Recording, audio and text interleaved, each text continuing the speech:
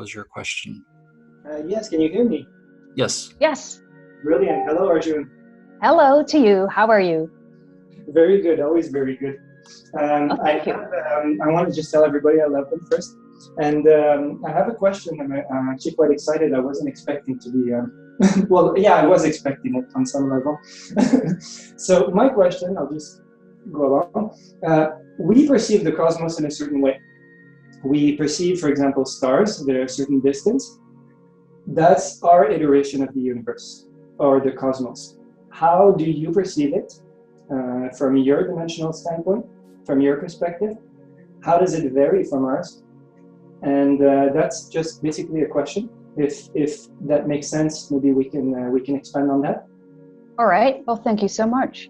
So for us, the most significant difference between the way we perceive the universe, and now we are referring to the universe as you refer to it, in the physical dimensional reality that you're choosing to be focused in, because there are many versions of your universe, you see. So the way we look at that layer of the multidimensional co-creational universe that you're speaking about right now, really, we see it as the top layer, the surface layer, you could say, of the physical dream reality. And we understand that all of that is a lot more fluid and a lot more flexible than you are even beginning to allow yourselves to understand. But some of the scientists on your planet are getting there.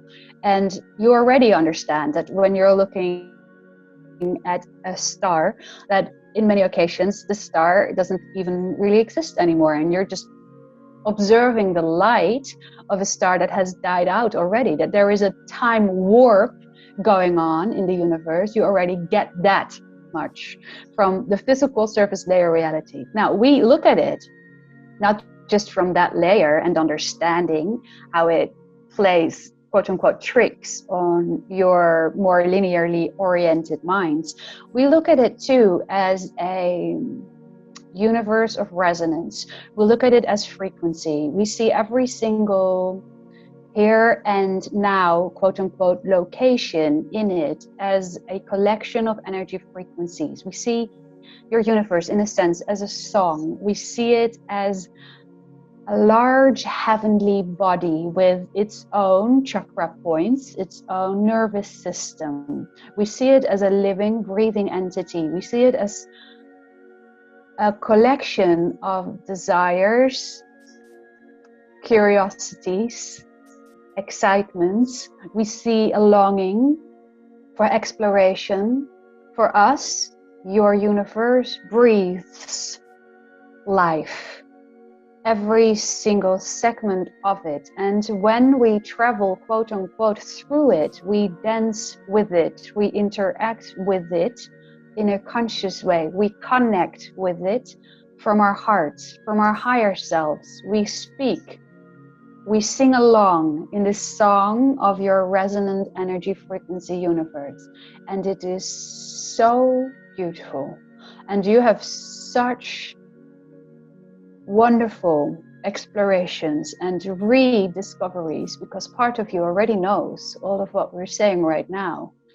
You have such wonderful rediscoveries to make as a human race when you fall back into, this is how it comes through right now, when you allow yourself to relax into and fall into and let yourselves be carried by that wonderful living entity that is your universe. When you become aware of that and the song that your earth, your Gaia, your own planet and every single one on it plays with it, because you do.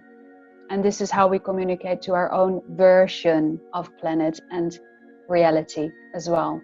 It is all so much more holistically complete in that sense. We really, really are very aware of the energy layers that are behind and beneath, as you would say, everything that you would perceive as physical.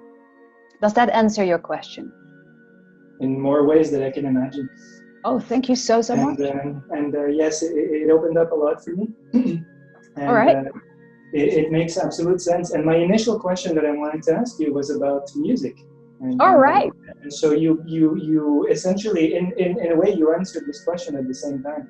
So you, may I just ask a bit of a question for myself as well? If the Mantid-Being that I met in my waking state a few years ago, around 5 years ago. Yes. Can you tell me a bit more? Well, how was your encounter? How did it unfold?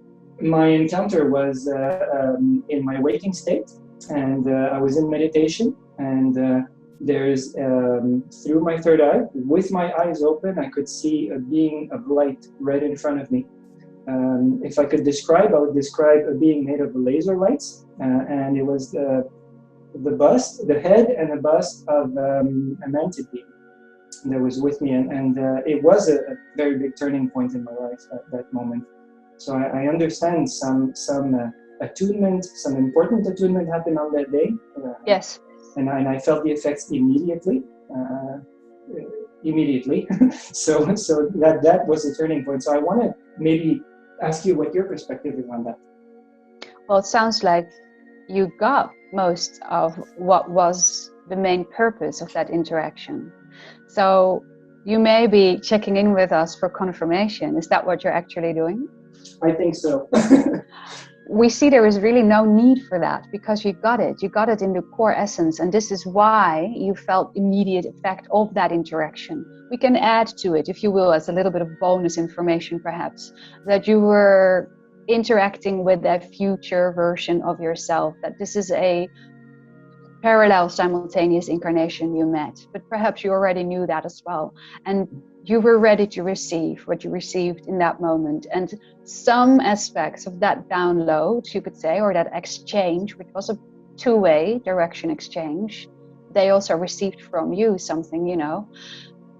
Some of that is still in the process of integrating, but most of it you allowed to be received by you right away, and for that we can only say thank you. Thank you, Arjun. Thank you, blessings, and I'm going to leave the room for other people. Our unconditional love to you. Likewise.